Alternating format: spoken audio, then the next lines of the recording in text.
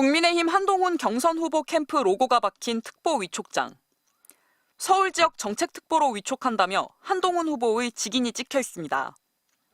지난 24일 한 50대 남성은 문자 메시지로 이 위촉장을 받았습니다. 그런데 이 남성은 한동훈 후보 지지자는 물론 국민의힘 당원조차 아니었습니다. 아니, 내 이름은 어떻게 알았지? 그다음에 내 전화번호는 어떻게 알았지? 조금 당황스러웠어요. 나는 정당 가입한 걸 40일도 없고. 인터넷 주소도 제시하면서 취소를 요청하면 정보를 모두 삭제한다고 안내했습니다. 접속하자 임명장을 제작한 업체 이름을 확인할 수 있었습니다. 이 임명장 업체는 블로그를 통해 한 사람이라도 더 내 편을 만든다. 선거가 시작되면 많은 사람들이 지인 명단을 갖고 캠프를 방문할 거라고 홍보했습니다. 업체 측은 캠프에 시스템을 설치해 주었고 캠프가 개인정보를 넣어 임명장을 보냈다며 개인정보 출처는 모른다고 주장했습니다. 한동훈 캠프는 주변 사람들의 당사자 확인을 거쳐왔는데 절차가 지켜졌는지 확인해보겠다고 해명했습니다. 한 후보 캠프만의 일이 아닙니다. 더불어민주당 정준호 의원은 자신이 받은 김문수 캠프 조직특보 임명장을 공개하며 상대당 의원에게 뿌릴 정도면 얼마나 많이 뿌린 거냐고 반발했습니다. 동의 없이 타인의 개인정보를 활용을 하고 있다라는 그 자체가 괘씸하죠. 인간기업의 피라미드 사람을 모집하는 거하고 다른 게 뭐가 있겠어요? 지난 2022년 대선 당시 윤석열 캠프는 정의당 대표와 5.18 단체 회원들에게 임명장을 보냈다 거센 항의를 받았습니다. 반면 민주당 이재명 캠프도 국민의힘 지역 선대위 관계자에게 특보 임명장을 보냈다가 반발을 샀습니다. 선거 때마다 비슷한 일이 반복되고 있지만 현행 공직선거법은 단순한 임명장 배부나 개인정보 수집 행위를 규제하지 않고 있습니다. MBC 뉴스 김민영입니다. MBC 취재진이 받은 휴대전화 문자 메시지입니다. 더불어민주당 이재명 후보 선거대책위원회에 정치혁신특보로 임명됐다는 내용인데 문자에 첨부된 링크를 클릭하자 이 후보의 직인이 찍힌 임명장이 나옵니다. 문자를 보낸 번호로 전화를 걸어봤습니다. 안녕하세요. 국민과 함께하는 더불어민주당입니다. 이재명 후보 캠프 측은 당사자가 동의해야만 임명장을 발급하는 데 착오가 있었던 것 같다며 누가 전화번호를 넘겼는지 정확한 경위를 확인하겠다고 밝혔습니다. 더불어민주당 소속의 송기섭 충북 진천 군수는 국민의힘 윤석열 후보로부터 특보 임명장을 받았다며 SNS를 통해 공개했습니다. 직함도 생소한 스마트 건설 지원본부 특보에 임명하겠다는 건데 현직 단체장인 송 군수는 눈을 의심케 하는 황당하고 어이없는 문자 메시지라고 지적했습니다. 당사자의 동의 없는 특보 임명은 공식 선거운동 전부터 불거졌습니다. 정치 활동이 금지된 공무원은 물론이고 상대당 당원에게까지 임명장을 뿌리면서 서로가 반발하는 총극도 벌어졌습니다. 당원이라든지 그런 부분들을 정확하게 해야 되는데 경쟁적으로 하다 보니까 아마 이런 발생은 같고요. 선관위는 상대방의 동의 없이 특보 임명 문자를 보낸 것에 대해 선거법에서 규정하고 있지 않아 조사 대상이 아니라고 밝혔습니다. 민주당과 국민의힘은 당사자의 의사를 직접 확인하는 등 절차를 철저하게 지키겠다고 약속했지만 투표일이 가까워지면서 무작위 임명장 살포 논란은 전국에서 끊이지 않고 있습니다. MBC 뉴스 문형철입니다. 6일 지방선거를 앞두고 떠들썩한 유세가 이어졌던 선거운동 기간. 모르는 번호에서 전화가 쏟아져 들어옵니다. 시민 여러분, 인천시장 후보 입니다. 안녕하세요.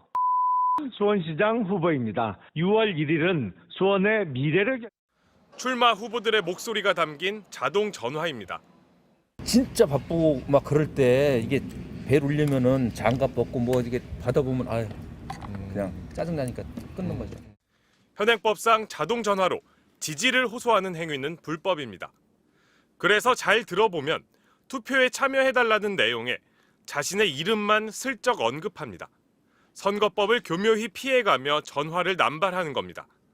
문자 메시지는 더 터무니없습니다. 강원도 원주에 사는 한 시민은 서울시장과 경기도지사 후보 등 수도권에서 문자 수십 통을 받았습니다. 스팸 수준입니다. 하루에 많게는 한 30통을 받아요. 거기에 수신 거부라고 해가지고 080 나오잖아요. 그걸 했는데도 또 다시 오더라고요. 선거철이면 수시로 걸려오는 후보들의 홍보 전화. 어떤 후보는 이렇게 번호까지 바꿔가며 매일 전화를 걸었는데요. 인터뷰 촬영 중에도 오늘은 대선 첫날입니다. 점심시간에도 내일은 인천의 운명을 가를 모두 인천에 출마한 후보들인데요. 저는 서울에 사니까 엉뚱한 유권자한테 쓸데없는 전화를 건 셈입니다. 인천의 유권자도 아닌 저에게 왜 홍보 전화를 걸었던 걸까요? 인천의 후보 캠프를 직접 다녀왔습니다. 많이 죄송해요. 절실하잖아요, 사실은. 지방선거가 뭐 이렇게 매체 노출률이 높지 않고 직접 호소할 수 있는 건 너무 제한적이라서. 코로나19 상황까지 겹치면서 대면 없는 자동 전화가 더 효과적이라는 겁니다. 현행법상 투표를 독려하는 자동 전화는 아무리 많이 걸어도 불법이 아닙니다. 특히 지난 대선 당시 허경영 후보가 무차별적인 음성 녹음 전화로 주목을 끌자 이번 지방선거에서 너도 나도 이 방식을 도입했습니다. 대선 때 그 허경영 후보가 처음 했잖아요. 그러니까 그걸 때도 유행을 탄 거죠. 여기에서 선거 캠프와 계약을 맺는 일명 대행업체가 등장합니다. 이 업체들은 1시간 안에 최대 6만 통까지 홍보 전화를 연결해 줄 수 있다고 강조합니다. 마음 한 먹으면 하루에 1,000만 콜로도 보내죠. 발신 번호를 수시로 바꿔주기도 합니다. 수신 차단을 해도 자꾸 걸려오는 이유입니다. 문제는 이 막대한 양의 개인 전화번호를 어떻게 수집했냐는 겁니다. 당원들이 아는 사람들 번호를 이렇게 수집, 당에서 공문도 내려보내고 하잖아. 그러다 보니까 아마 이제 동의받지 않고 이렇게 나가는 경우가 있지. 무작위로 끌어모으다 보니 어느 지역 유권자인지 잘 따지지도 않았던 겁니다. 예전에는 막 무작위로 동네 돌아다니면서 붙어있는 핸드폰 번호도 다 따고 그 답도 아니지. 엉뚱한 전화 공세에 선거 비용은 불어납니다. 한 통에 최대 30원 정도. 대행업체는 10,000명에게 자동 전화를 걸어 절반이 받으면 캠프로부터 대략 20만 원씩 받습니다. 자기가 데이터를 얼마를 갖고 있냐에 따라서 금액이 달라지니까 한 번 할 때 그래도 한 몇백 단위로는 들어가죠. 그나마 자동 전화에 든 비용은 선거 캠프에서 후원금으로 메웁니다. 그런데 문자 메시지는 다릅니다. 공식 선거운동에 해당돼 세금에서 선거 비용으로 보전받고 있습니다.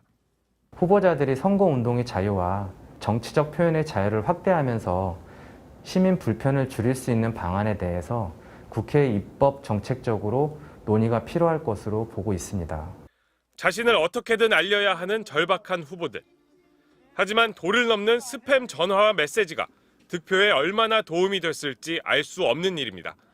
다녀왔습니다. 윤상문입니다.